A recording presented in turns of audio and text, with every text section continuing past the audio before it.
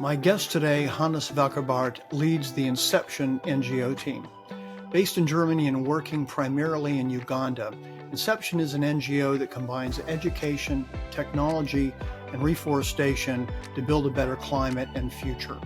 His vision for the Inception mission and his approach to teaming and leadership challenges traditional ideas about hierarchy and productivity. Hannes and Inception are models for building an organization which achieves impressive results and has fun doing it. And now I give you Hannes Wackerbarth.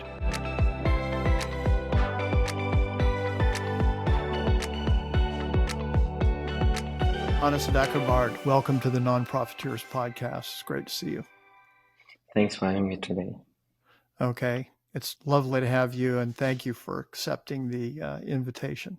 Let's start by talking a little bit about the vision and mission of Inception Green. The team in general put a lot of effort into that. So vision, mission, values, what type of NGO we want to build actually.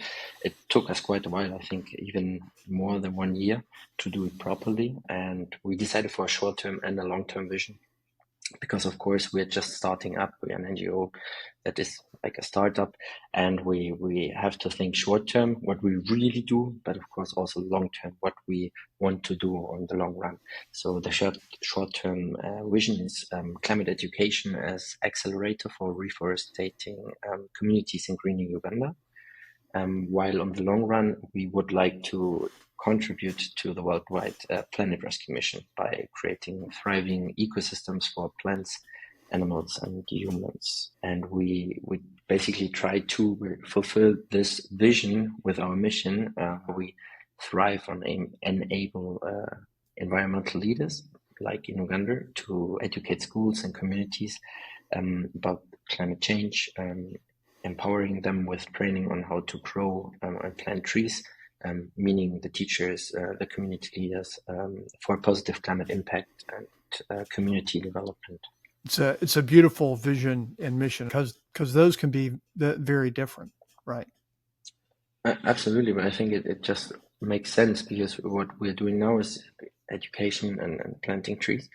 But of course, we want to do more planting trees, and at the end of the day, if you create a habitat, you have plants, and then humans can benefit in forms of fruits. So we only plant fruit trees in order that they can't be chopped down. I mean, they can be chopped down, but they won't do it because they see the benefit from the tree. And lastly, of course, if you have a habitat of trees, animals will come. So, yeah. I missed that, the fruit tree thing. That's very smart. So you're working in Uganda. How did you pick Uganda, or how did you get started in Uganda? Sure, absolutely. I started my journey 4 years back in Uganda with the organization 264 Education. My flatmate was involved as president in the organization, and I got part in building up the CRM. It was Salesforce at that time. And then I did my first building project in Uganda, Mbale. And that was really inspiring. And then I thought, okay, I want to do that as well. And the next year I went back to actually scout a new partner for a new school. And yeah, so then I had 2 visits in Uganda. I somehow understood how to scout the partner. Also, the new school with a new partner was basically in process building up. Then I quit my job, decided to found myself, and was lucky that it went well. And then before my next visit in Uganda to check on the school, I actually said, okay, now is the time, and you don't have any excuses anymore, because since ever I wanted to really do something for the environment, because I think that's absolutely crucial and key, where you should put your focus in, because it doesn't help in Africa if you build schools where nobody will go in 20 years because it's too hot. So I think the more pressing issue is environment and climate. And yeah, as I had basically all the knowledge in place, I researched a lot, and I found one individual which was basically doing the tree planting in schools. And then on my third visit, I had a coffee with him, and then I decided to stay for 2 weeks. Yeah. Wow. It's a great story. And you're based in Germany. Yeah, Germany, Berlin. And is your team, I know you have partnerships in Uganda. Are they mostly in Germany also? So basically, you have to separate. So we have Inception as an organization. We are based in Germany, and our team members are based all around Germany. Okay. So everybody works in her free time, you can say. And then in Uganda, we have the Climate and School Street project, which is the project from that individual, where we have 6 persons in Jinja. And currently we are ramping up Mbale as a new climate hub, where we have 2 people at the moment. Tell me a little bit about the team and the culture that you wanted to cultivate. You mentioned that early on when you first started talking about vision and mission. And I think that's terribly important. I'm glad you mentioned it because, you know, to quote Gandhi, be the change you want to see in the world. You have to have a strong culture in order to do this work and do it well. Could you say a little bit about your culture? Absolutely. So I think at the beginning, I really needed to learn that it goes slower than I want, because everybody works with free time besides the normal job. So that was hard, but I figured that it's much more important that everybody has fun. So you have to create an environment where it's fun to work with. You have great visions, but you actually really bring the PS onto the street. And most importantly, getting rid of bad conscience. We have that a lot still. I'm actually fighting with our people in the NGO, and I'm always telling them, don't apologize. It's okay. Because when you think about you have a stressful job, you're a consultant, whatever, anyways, working 55, 60 hours or even more, then something like an NGO where you also want to work and you actually want it, but you don't find the time, it creates stress. It creates a bad conscience. And I'm actually still in the process of taking that away from the people, that it's okay. There are months where it's simply not possible, and there will be months where you can do more, and that this is okay, and that we are all here to do a positive impact for the world, for Uganda. And we only can do that on the long run if it's fun and we like it. Because as soon as it's stress or it's bad feelings and they are getting connected to the NGO, it won't help us on the long run.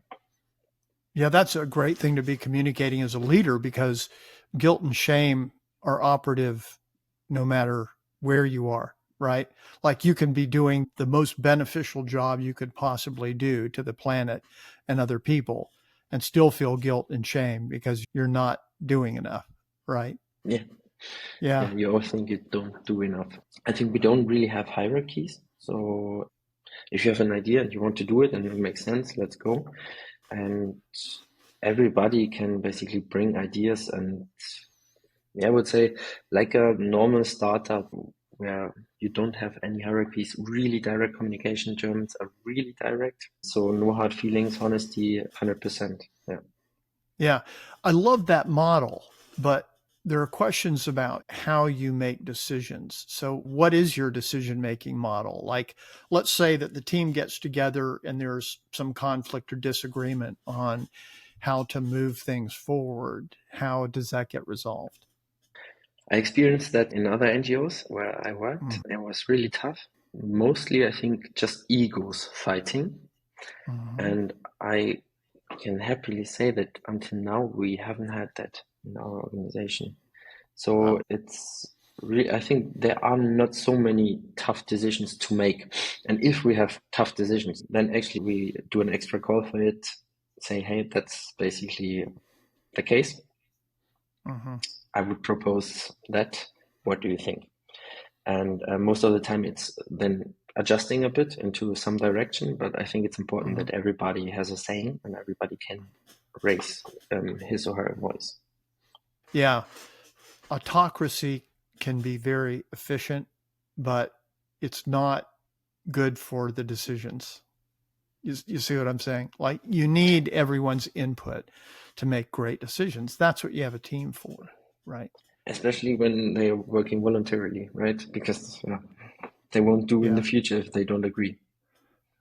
So what are some of the things that differentiate Inception Green? I have some ideas about that, but I'd rather hear them from you. Sure.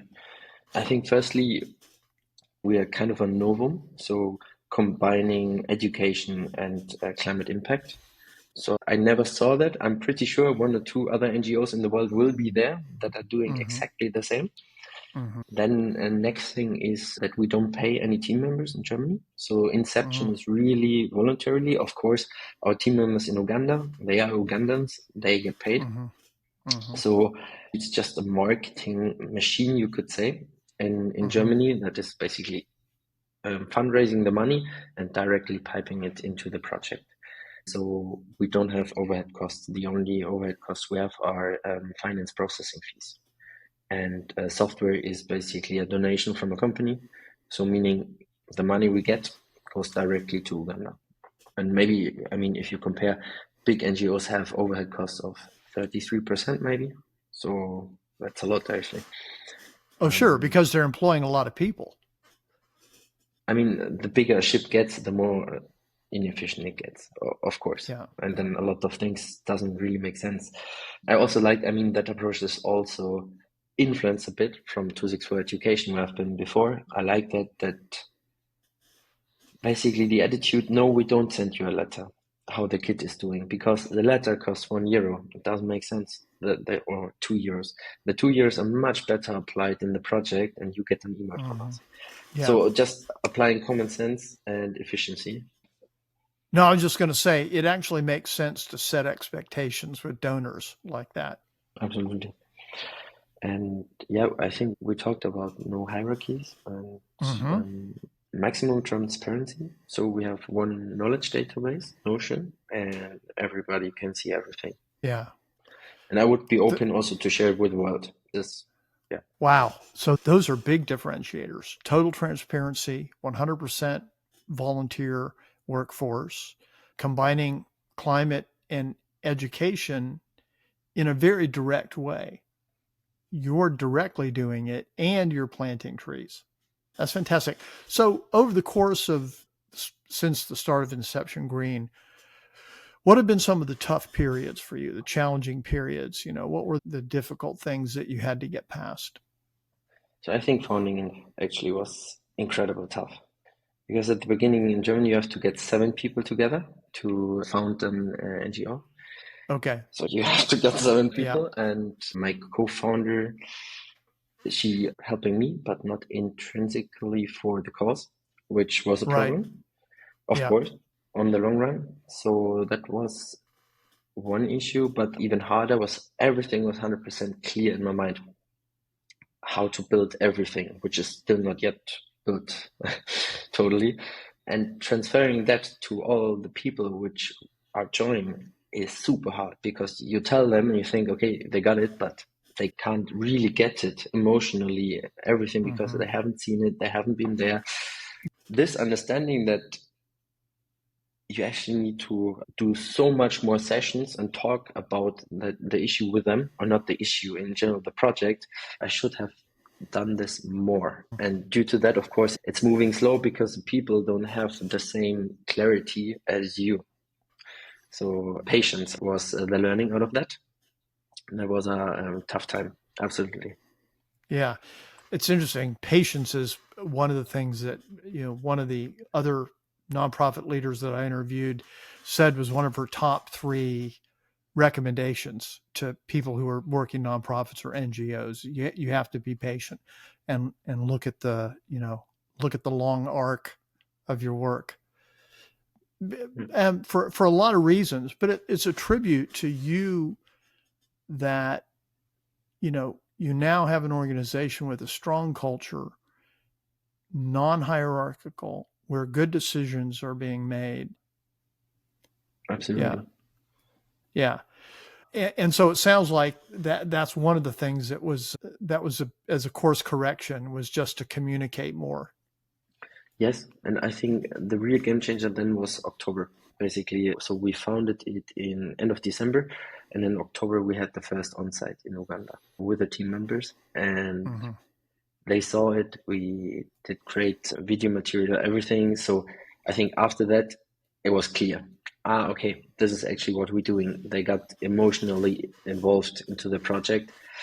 And of course, such a visit also gives you a high as an organization for the next 2 months, because people are just like, was an amazing experience, let's do it. So it's always October we go there, we always get into the high. And then actually after Christmas, Jan, Feb, you're in the low, because people need to recharge and have some free time again. Yeah. So your team visits Uganda annually then, sounds like. Yes, always in October for smart. 2 weeks. Yeah, that's super smart. And people that are back office as well. I've mentioned this in other interviews, but when I was the CIO, CTO at Mercy Corps and I just gotten started, the CEO immediately sent me to Ethiopia. I hadn't been there for a couple of days, and he immediately sent me to Ethiopia because I think he knew it would be motivating and fascinating and engaging, and and help with my own energy level. Absolutely. You always have that topic about, should you waste the money on the flight or should you rather donate it? From an altruistic standpoint, of course, it's clear, but I think what maybe even more important than the donation is that you've been there, that you've been emotionally involved, that you understand what's really happening there, that it's not you donate once, but you have an experience for your lifetime and you are involved much longer. So I think it's actually super important to go and to see it for yourself. I couldn't agree more. And as the director, you can only communicate so much. It's good to have beneficiaries and people in the field communicating too, right? We're just ramping up volunteering now at the moment. Oh, is that right? Tell me about that. Tell me about how you engage. How do you recruit your volunteers? Because that's another unusual aspect of your organization, that it's 100% volunteer force.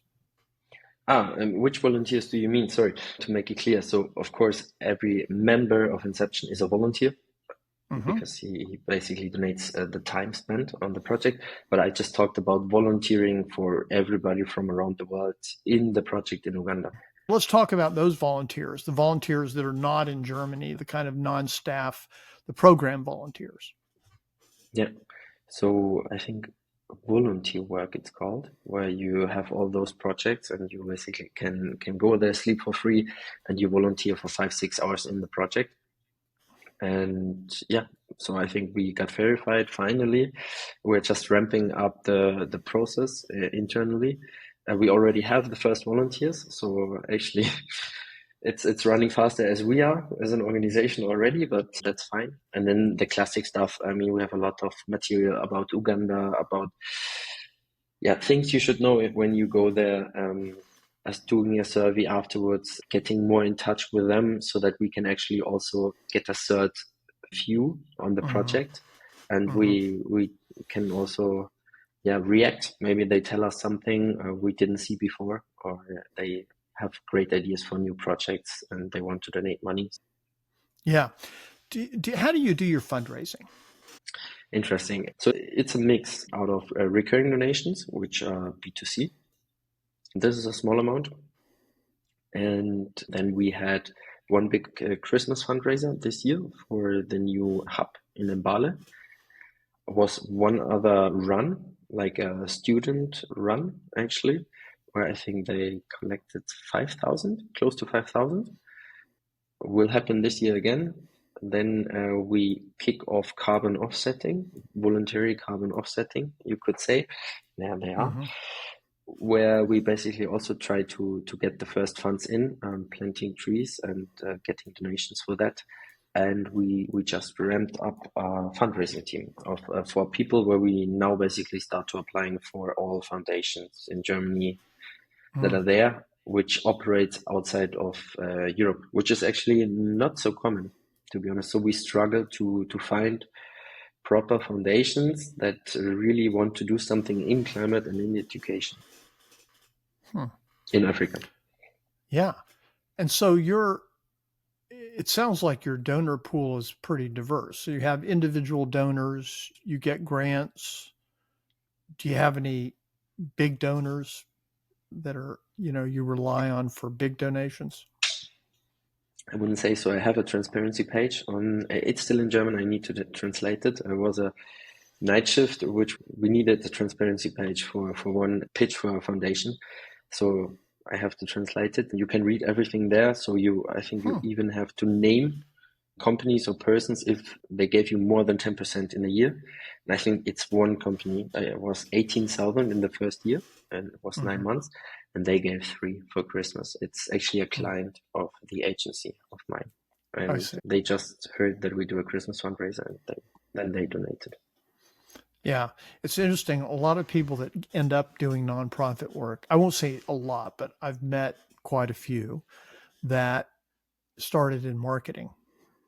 It is kind of marketing, right? If we talk about, especially what we do now with a developing country like Uganda, you have a marketing machine on the front. Like, you need a nice website, you need a nice design, you need a nice tone of voice. So we really worked a lot on our communication guidelines and principles. A lot. Because I was always, I don't care. I want bold communication. I don't care if 50% thinks, what's wrong with those guys? Which words are they using? That's too aggressive. Yeah. I think now it's a bit less Polish, but I still like the tone of voice, and so I think it's a lot of marketing at the end. Yeah, I love the tone of your website. It's engaging, it's not stodgy, it's informal, it's everyday language. I think that appeals to more people in the modern world than the older ways. Yeah, sure. Shata is doing all the communication. She did a great job pulling me back when I was too boldish. Yeah. So, what are the principles that you bring to bear? You've already suggested some of them. It feels like democratic values and transparency are kind of infused into the culture. But what are some of the other principles that you bring to bear in your work, every day? It could be the finance work, could be program work. What are leadership principles that you think are very critical for you and for the organization? Authenticity is the most important thing. I heard even it's right the highest frequency of all. So if you're really authentic, everybody will feel it. Your team will feel it, and you will win a lot, especially on the long run. Maybe not on the short, but on the long. Mm-hmm. I think we're not doing it so much in the NGO. I have to pay better attention, but I think what's really important is feedback. And normally you say 5 times good feedback, 1 time criticism. So it is important to say thank you or to say great job, guys. Especially the marketing team gets it a lot, social media team, because they really do kick ass reels. I love it. It's incredible what quality they have. We're actually planning to hire some more videographers to really shoot them out like a machine. I think it's important that you feel valued, your work feels valued. Yeah. Mm-hmm. Yeah. Yeah. I don't know if you knew it, but authentic leadership is its own leadership model these days. There are different models of leadership: authoritative leadership, servant leadership, affiliative leadership, and there's authentic leadership. And so authenticity is big. What does that mean to you? What does being authentic mean to you?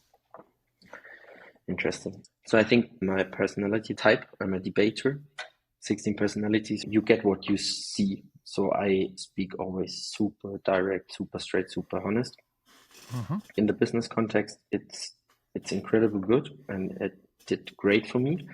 But I think still sometimes people can't take honesty. So in the business context, you always need to give them a bit of guidance and say, hey, I'm not here to, not personal.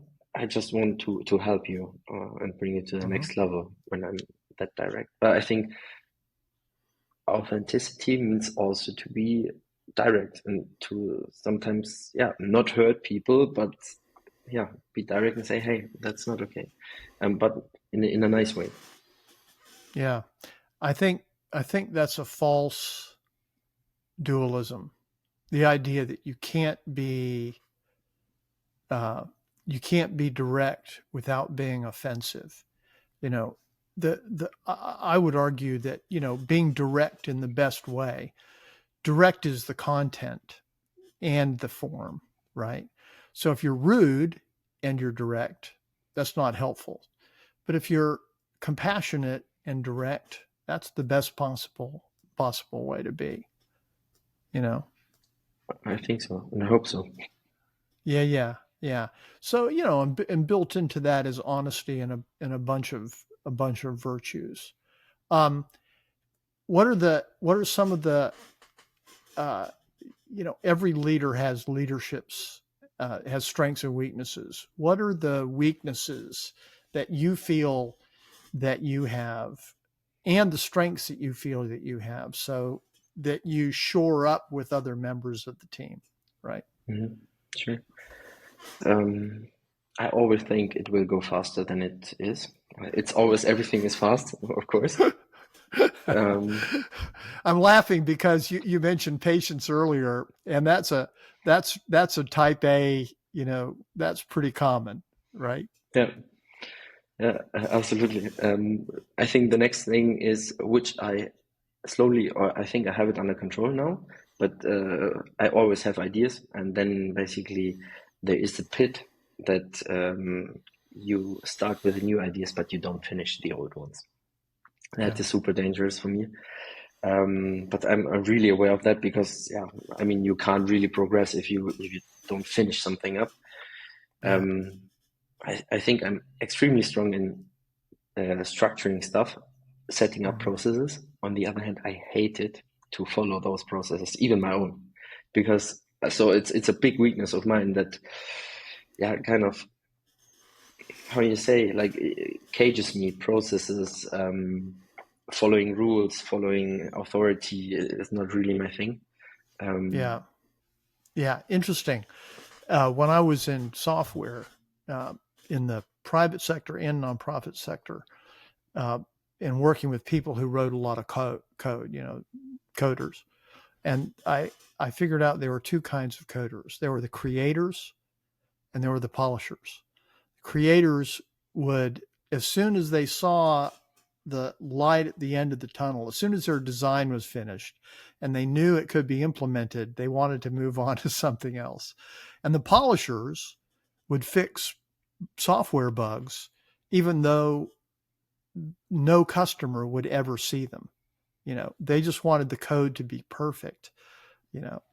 So it sounds like there's a little bit of that. A lot of leaders like the vision stuff and they like the creation part and they like moving on to the next thing, but can shore up that issue with people on your team that like working in the details and that enjoy the process, right? Absolutely. I mean, actually, one of my how you say co-president is also my business partner, and he's exactly the counterpart. So one other weakness of mine is I'm just fast, also in doing stuff, and I can do it really fast, but I'm not paying attention to details. And if Mm-hmm. he finishes it up, he of course will find them and make it perfect. So I think Mm, it's always important to find the people which love what you hate. It sounds crazy, but absolutely. I think that's what you have to find. No, I think that's a basic tenet of good leadership. You know, you want your entire approach to be comprehensive. You want to cover all the bases, and one person just can't do that. It's impossible. You know, um, Yep, even you know, even if you have a ton of strengths and very few weaknesses as a leader, there's still knowledge gaps. So you need those people. absolutely. The right people, I figure. They need to Yeah, have ownership, responsibility, and then I think also you need the right mix out of creators, but also out of operators. Because if you just have creators, it will be hard to finish something up, and vice versa. what are your so right now? what are the biggest challenges that you're facing down in moving forward? Mm, in general, we have to separate it, like challenges in Germany and I would say challenges in Uganda. Mm-hmm. Challenges in Uganda is basically ramping up Mbale. So I think we did a great job now since beginning of the year. We have now 2 employees. It's really running. It's actually running crazy good. So we will plan the streets of Mbale because the sustainability officer of Mbale is a big fan of our project. We had the chance to speak in front of all head teachers in Mbale. So we have a big network already, but this was one challenge. I think now the next big challenge is we need to diversify, and we tried already with community planting, so not just going to schools but also communities. Was tough because it was really political at the beginning. Now we have a new approach, and it seems to work, and it's so important because the first time we go to a school, we can plant a lot of trees, but the second time when we do the next class, 1 year after, there's not so much space anymore for planting trees. Means our impact is decreasing.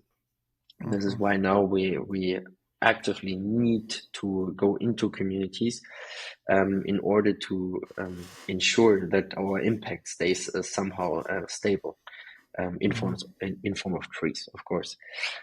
Yes, and when it comes to Germany, so Inception, I think it's raising funds. So all in all, it looks good that we are safe until end of the year already.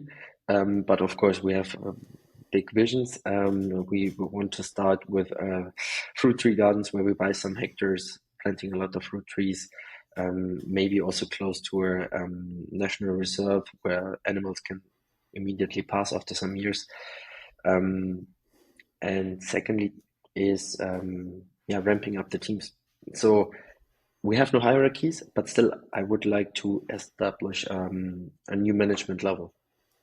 Basically all people which have been in the NGO for 2 years now, that they get their own team. Because it's voluntary work, we need more people in order to achieve more. And this is the biggest challenge, to find the right people that really have the intrinsic motivation to work. We always say 10 hours a month in the department, be it marketing, operations, tech, whatever. We are 13, 14 now, and I really would like to ramp it up to 2022 by end of this year. And this is the biggest challenge, I guess. Yeah. And that's a good step to kind of experiment a little bit with scale. Yes. So I thought a lot, but I really figured, let's take the marketing team from us. So I think every company would envy our marketing team. It's incredible. We have a copywriter, we have a UX designer, and who actually builds the website. We have another designer I worked years with. Then we have how would you name him? He's making strategies also for Reels, but he actually is also a creator, and he can cut the videos as well. So we have an incredible team, but still they can't produce the output we would need, the high quality output we would need. They can do it for 1 or 2 months, but not longer. And I think, if you can get 3-4 people more that really want to move something, and they just cut 2 videos a month or 1, would be amazing. And then you really at the point where you say, okay, that department delivers continuously top-notch content. This is why I think it's so important to get the scaling, which is super difficult because you have to protect your core, who you are, the values, etc. pp. It has to fit. So, and also you have to onboard them in less time because we all work not so much because it's a side project. And I think that's a challenge, but I hope we can achieve it. Do you have volunteers doing HR related stuff for you, like recruiting? Nope, no, not yet. that might be a to think about. Absolutely. So I think we will Yeah. trial it now with the videographers.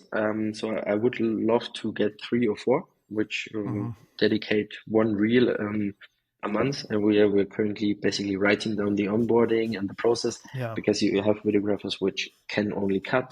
Some can really think about the storyline, and do everything. We will see.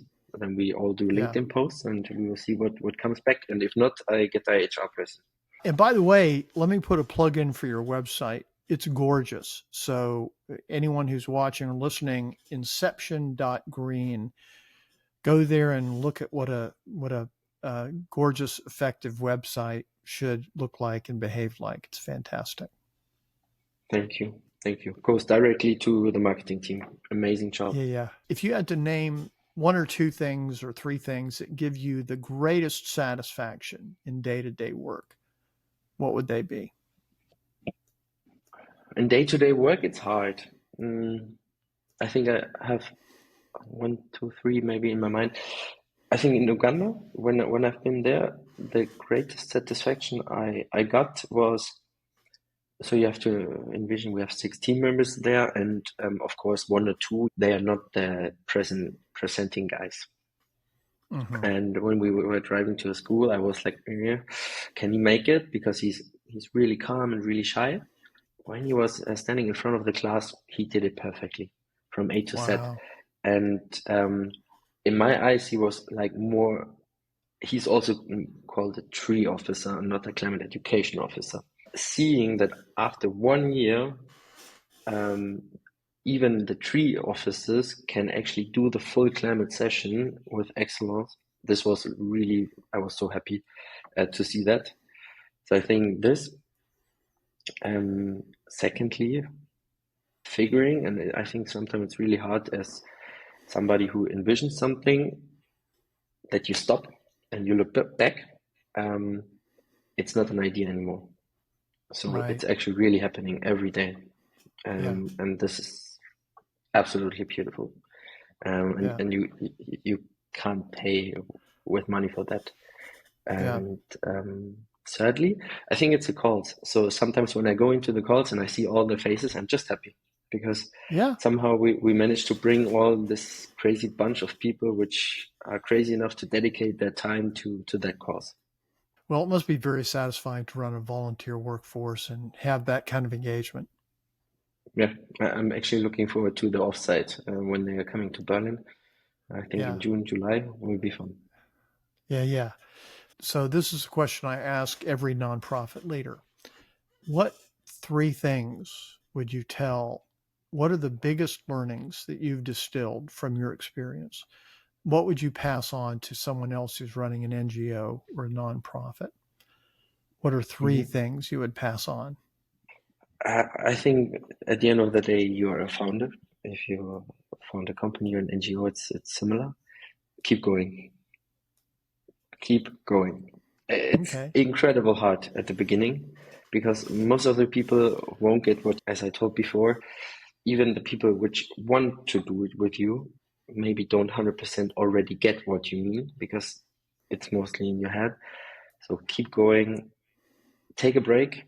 If you can't see the project, take a break for 2 weeks, 1 month, whatever, and then get back to it, because it's worth it at the end. Right. Yeah. Consistency, I think. Then, secondly, I think we had it before as well. The right people. Yeah. It's extremely important that find the right people which are intrinsically motivated for the cause, and those people need to be able to take ownership and responsibility for the department. Hmm. I still struggle to. I still have some departments which are not properly set up. Hmm. And this is mainly because I didn't find yet the right person, which is actually taking ownership 100% and driving it into the right direction. So I think if Hmm. you want to build something great, yeah, you need an HR. Yeah. um, You need. Yeah. yeah. So I think the faster you find those people, the faster you will be. And I think I'm also still doing my baby steps Yeah. Yeah. here. And lastly, be an expert in what you do. And if you don't have the knowledge, get the knowledge, especially if you work in developing countries. So we had it in our first get to know call. If you work in developing countries, you need to know every unit economic there. It's absolutely crucial. If you don't know the unit economics, you will pay much too much. Yeah. Interesting. Yeah. So those are great. Persistence, focus on getting the right people on board, and know your work, particularly the country if you're working in a developing country. Yeah. Yeah. Yeah. Yeah. Fantastic. Hannes, it's been so much fun interviewing you. Thank you. Likewise. I really enjoyed it. Is there anywhere else that people should go to plug in? Let's say someone's interested in your climate work or being a donor. We can send them to the website, and I will in the article in both the in this podcast, inception.green. Any other way that people could plug into your work? I think three ways. Of course, donation. Secondly, get involved. I mean, write me a message. As you heard, I really want to grow the team. Yeah. If you want to dedicate 10 hours a month, you're welcome. And lastly, go there. Go there, help, and get emotionally involved. Yeah.